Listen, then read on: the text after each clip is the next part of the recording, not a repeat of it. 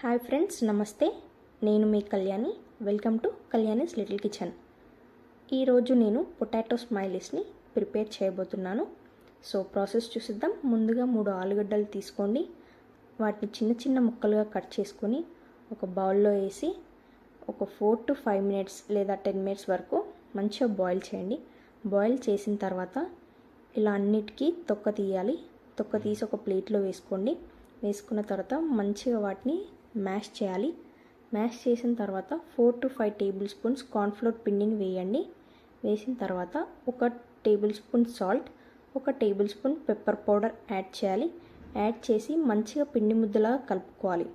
ఇలా పిండి ముద్దలా కలుపుకొని కాసేపు పక్కకు పెట్టిన తర్వాత చిన్న చిన్న ముద్దలుగా చేసుకోవాలి. వీడియోలో చూపిస్తున్నట్టుగా చేతికి ఆయిల్ అప్లై చేసి ఇలా చిన్న చిన్న ముద్దలుగా చేసి ప్లేట్లో వేసి అన్నీ ఒక పక్కకు పెట్టుకోవాలి.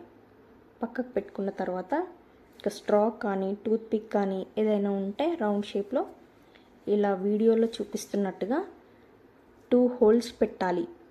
ఆ 2 హోల్స్ ఏంటంటే మనం ఈ స్మైలీస్ని ప్రిపేర్ చేయబోతున్నాం కదా, వాటి ఐస్ లాగా అనమాట.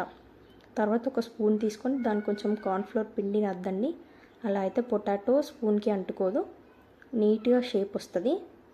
సో ఇలా అన్నిటిని ప్రిపేర్ చేసుకున్న తర్వాత ఆయిల్ మంచిగా హీట్ అయిన తర్వాత ఈ పొటాటో స్మైలీస్ అన్నిటిని అందులో వేసి మంచిగా డీప్ ఫ్రై చేసుకోవాలి.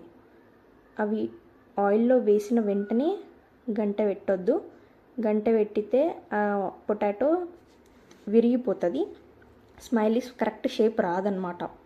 సో ఇలా ఒక 2 to 3 మినిట్స్ తర్వాత గరిటె పెట్టి టర్న్ చేసుకుంటే మంచిగా ఫ్రై అయిపోతాయి. ఒక 5 మినిట్స్లో ఫ్రై అయిన తర్వాత ఇలా ప్లేట్లో తీసుకొని మైనస్తో సాస్తో తింటే చాలా టేస్టీగా ఉంటుంది.